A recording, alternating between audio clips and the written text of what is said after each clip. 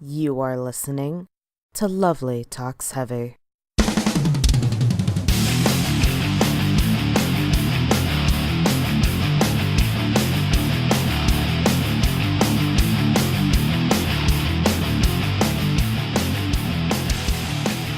Hello everybody and welcome to Lovely Talks Heavy. I am your host Lovely and I discuss everything I enjoy with regard to heavy music.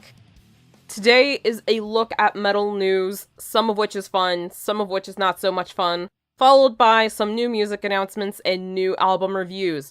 There's not really much else to say, but let's get right into it.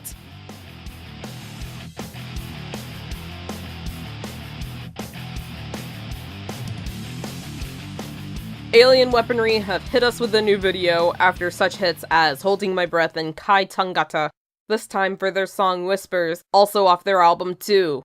This video is nothing too complex setting-wise. The band are just playing their song in a white expanse as video footage of scenes like Maori people protesting against the Trans-Pacific Partnership plays behind them. I think this is simply because they wanted to bring focus onto the images playing behind them and bring the Maori voice forward in issues that have historically and more recently affected them.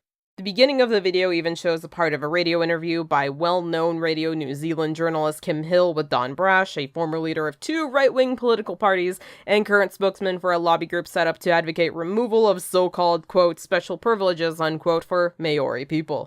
There's more information in the description of that music video, which I will link in this episode's description, and I will even link the lyrics to Whispers by Alien Weaponry so you can get a good look at the English translation of the lyrics, which again brings light to issues that have historically affected Maori people.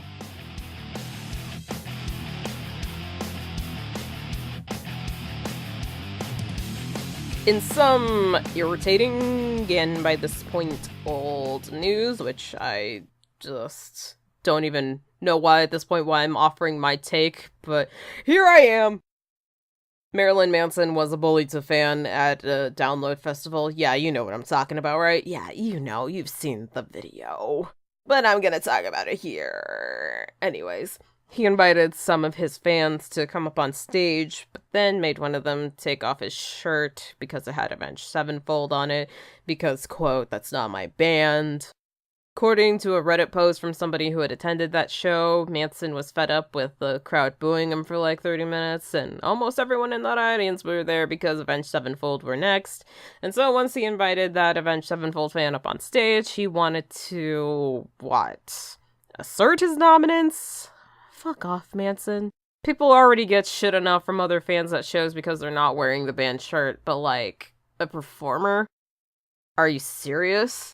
That's what I call immature. That's what I call unprofessional even. Yeah, I know Manson's like the last name you think of when you think of, quote, professional people.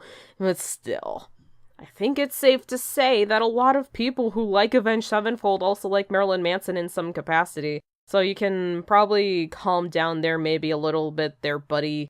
The booing is, is probably a factor.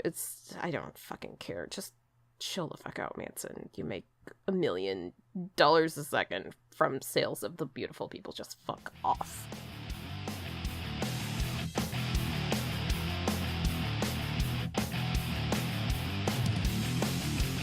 I figured I would talk about this bit of news considering that Rebecca George, the lovely person and friend who designed my logo, took part in this. The Death Zine, a collaborative fanzine project featuring work by 35 artists, writers, and most importantly, fans of Metalocalypse, was released this past July. You can purchase your digital copy of the zine at the deathzine.wixsite.com/deathzine store. I will leave a link in the episode description below. If you would like a physical copy of the zine, there is a poll on that website currently gauging people's interest on how much they would spend on such a copy. This is a non-profit project with the proceeds going to charity, 90% of which is going to direct relief and the other 10% going to help cover medical costs from Metalocalypse director John Schnepp's unfortunate passing due to a stroke. That still doesn't, it still doesn't feel real to me. The world really misses you, John. If you don't want to purchase a copy of the Death Zine but still want to help out John Schnepp's family, I will leave a link to the GoFundMe campaign so that you can go donate.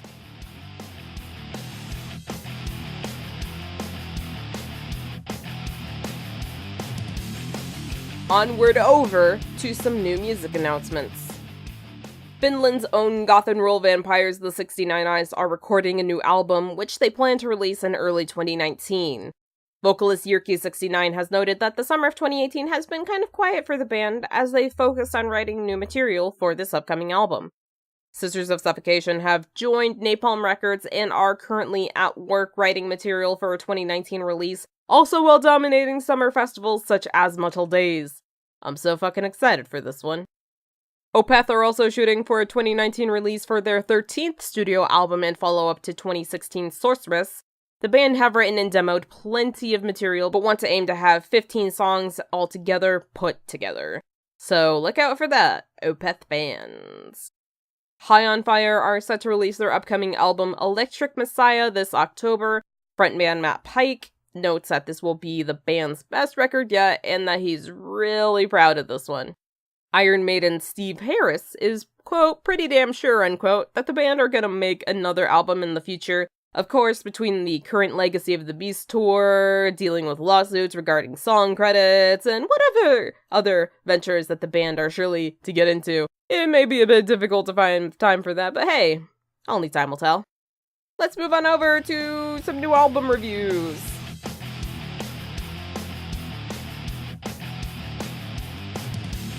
This week I am looking at some albums that are on the complete polar opposite ends of the energetic spectrum.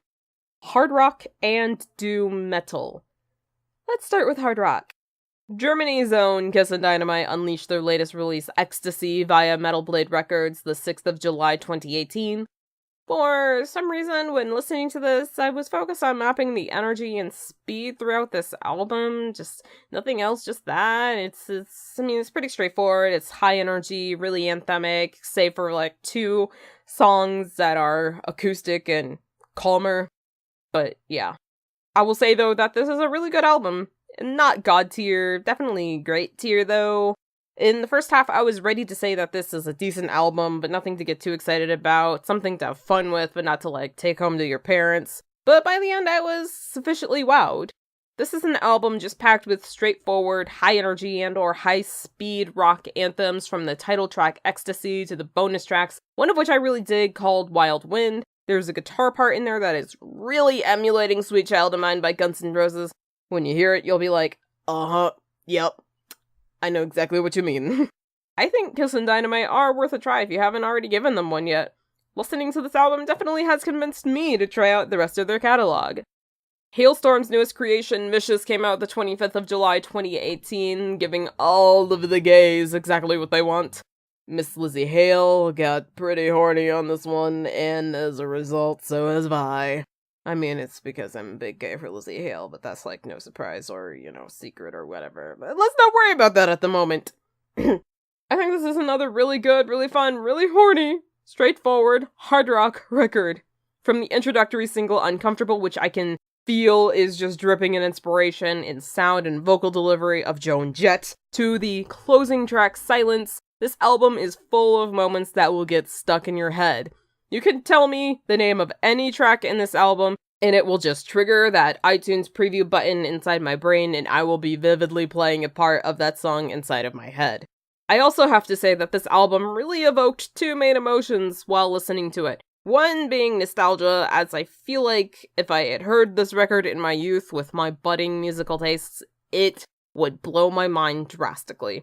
Like, nuclear annihilation of my mind. And I say this now in 2018, where this record is blowing me away currently. Not like nuclear annihilation, but like, gale force winds, at least. Or should I say hail force winds? It's so dumb. It's a bad joke. The other emotion that this album makes me feel, which we've already established, is horny. Again, because I'm big gay for Lizzie Hale, and I was just smacked in the face with the pornographic, fuzzy guitars, and Do Not Disturb, and the Let's Get It On bass lines in there too, and just, but like, okay, this is gonna sound weird because it is. The horniness is inside of my heart, particularly. I don't know why, but maybe it's a medical condition. It happens to people. But I know that the Horny is there. I should stop talking about this and let's move on to the next album. Vicious by Halestorm, go get it. Woohoo. Let's get into some doom metal now. On over to Witchkiss's latest album, The Austere Curtains of Our Eyes, which came out Friday the 13th of July, 2018. I was ready to be like, this is probably definitely not my shit, because I have felt a certain reluctance towards doom metal. We all know I prefer higher speed, higher energy stuff. I was just like, I probably shouldn't even, listen to this, as I know I'm not gonna like it, but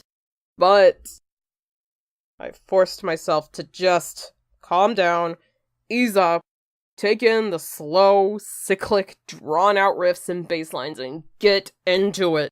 And if I didn't like it, I would at least see why people like doom metal. And I did. And I felt drawn to it by the end of this 45-minute, 8-song album. The opening track, A Crippling Wind, sounds exactly how I imagine my depression would look in some embodied form. And I think, from what I've seen, that's what doom metal is about, baby. It's slow, it's not meant to give you hope, as is the sort of root for power metal. It's called doom metal.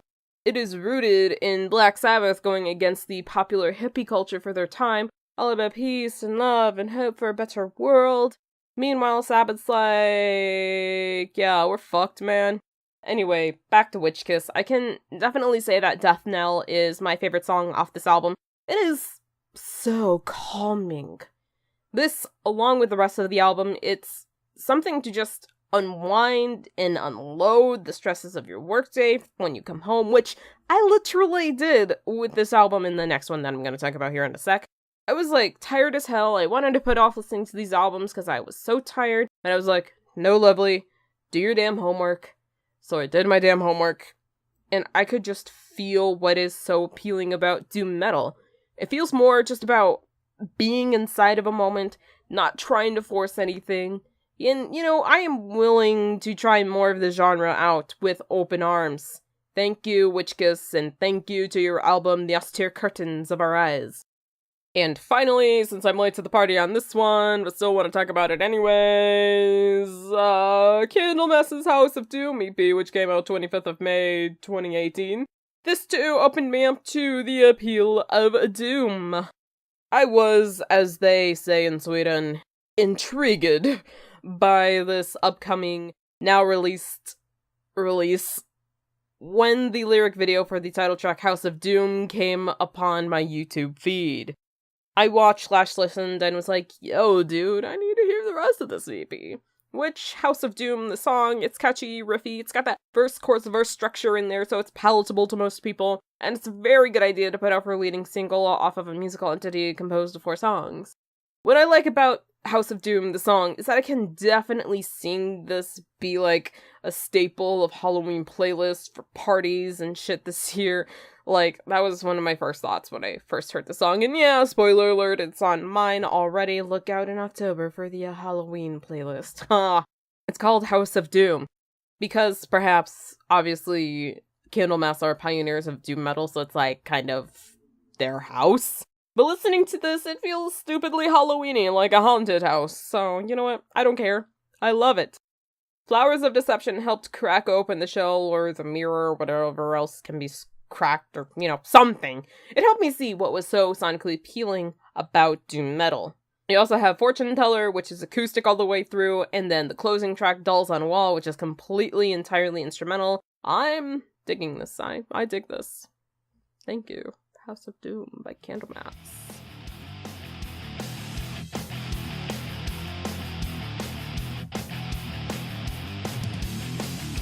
Another month, another batch of metal news, another batch of good albums that we can add to our music libraries.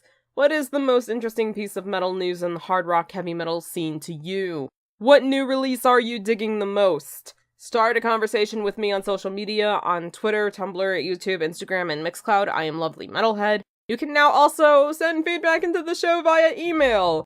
lthfeedback at protonmail.com is where you want to send your feedback. I'll read it aloud on the show, and we'll have a more direct conversation.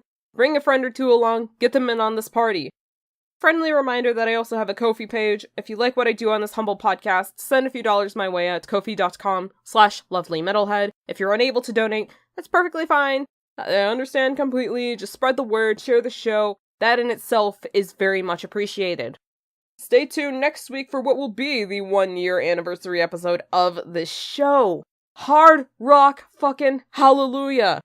Until next week, next Saturday, the next episode of Lovely Talks Heavy here on Mixcloud.com. You stay brutal, my friends. Goodbye.